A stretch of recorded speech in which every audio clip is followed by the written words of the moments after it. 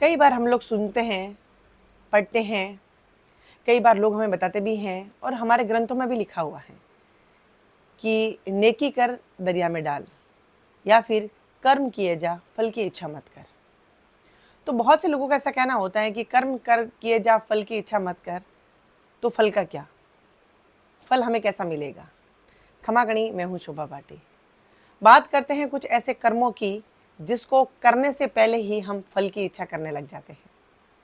भाई बहुत सारे लोगों की शिकायत रहती है, वो ये कहते हैं कि हम लोग अगर ऐसा सुनते हैं, पढ़ते हैं, बताया जाता है कि कर्म किए जा फल की इच्छा मत कर, तो फल की इच्छा तो करनी पड़ेगी।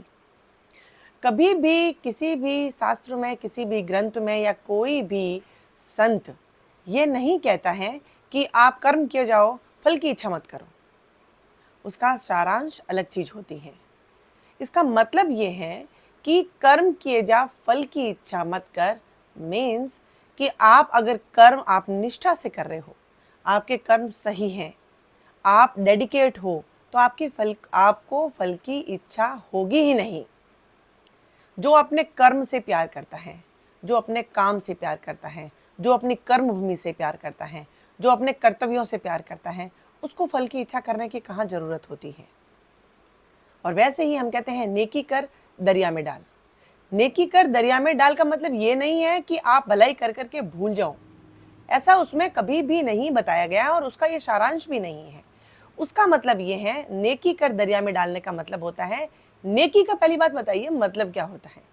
नेकी तो एक ऐसा पुण्य होता है जो कि हम जब करते हैं तो हमें अंदर से तृप्ति होती है, संतुष्टि होती है, और जिसको अंदर आंतरिक संतुष्टि हो जाती है, आंतरिक तृप्ति हो जाती है, तो वो कहाँ याद रखता है कि मैंने कब नेक काम किया था। ऐसा कोई नहीं करता।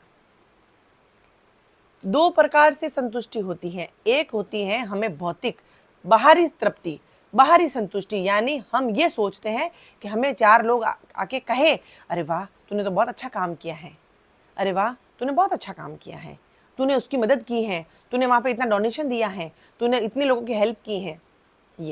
ये किसी का संतुष्टि होता है कि हाँ मुझे बड़ा मज़ा आता है, मुझे बड़ा आनंद आता है जब मुझे लोग आके ऐसा बोलते हैं। और कुछ लोग होते हैं उनको आंतरिक संतुष्टि चाहिए, उनको आंतरिक तृप्ति चाहिए। मीन्स जब वो करके आए और उसकी चैन की नींद आए और उसको साक्षात एक ऐसा लगे कि मैं स्वर्ग में हूँ और मैं क्या नेक काम मैंने किया है, और अंदर से वो इतना प्रफुल्लित हो जाता है कि उसको ऐसा लगता है कि मैंने जीवन के सब सुख पा लिए। ये दो प्रकार के सुख होते हैं। अब रही बात आज के समय की, तो आज के समय के सभी लोग आंतरिक नहीं, आत्मिक नहीं, भौतिक सुख चाहते हैं। आप लोगों ने सुना होगा बहुत, अरे मैंने तो उतने लोगों की मदद की थी, मैंने तो वहाँ पे लोगों को इतना जो दान किया, मैंने वहाँ पे लोगों के सामने इतनी चीज़ें बांटी, तो मेरे साथ भगवान ने गलत कैसे किया।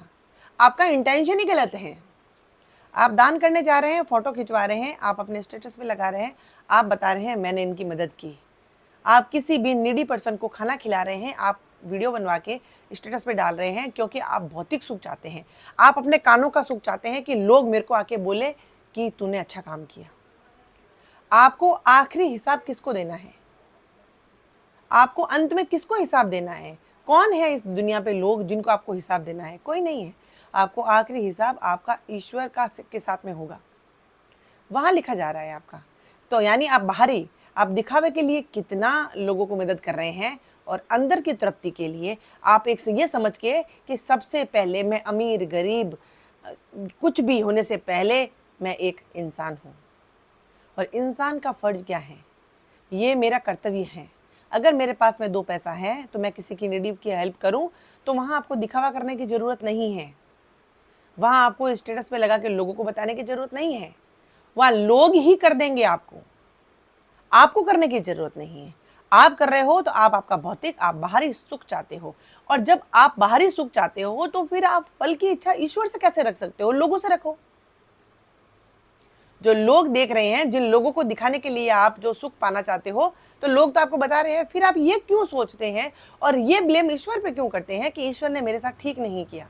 क्योंकि ईश्वर को तो आप छल कर रहे हो, उनके साथ तो छल कर रहे हो, क्योंकि आपको ये चाहिए कि मुझे बाहर की ख्याति चाहिए, मुझे लोगों से वाहवाही चाहिए, मुझे आंतरिक सुख नहीं चाहिए, जिसकी वजह से बहुत से लोग शर्मिंदा होते हैं। बहुत से लोगों को शर्म आती है क्योंकि वो फ़ोटो आप वीडियोज़ वायरल करते हैं और उनको लोग ये शर्म आती है कि हम उनसे ले रहे हैं, हम खाना खा रहे हैं और ये लोग वीडियो वायरल कर रहे हैं। आज हमारे पास में खाना नहीं है खाने को। उनकी कितनी अब किसी की आत्मा दुखा के आप आत्मिक संतुष्टि चाहते हैं, तो ये कहाँ का न्याय है? तो फिर अगर आपको संतुष्टि मिल रही है तो दैट्स इट।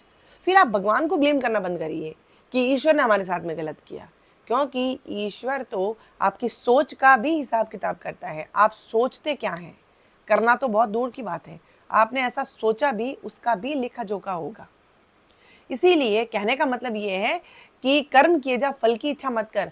अगर आपका किसी की मदद करने में आपको आंतरिक सुख मिल रहा है तो आप दिखावा नहीं करेंगे, आप खुद की तृप्ति के लिए करेंगे। और जब आपको खुद की तृप्ति होगी तो आपको फल की इच्छा कहाँ होगी?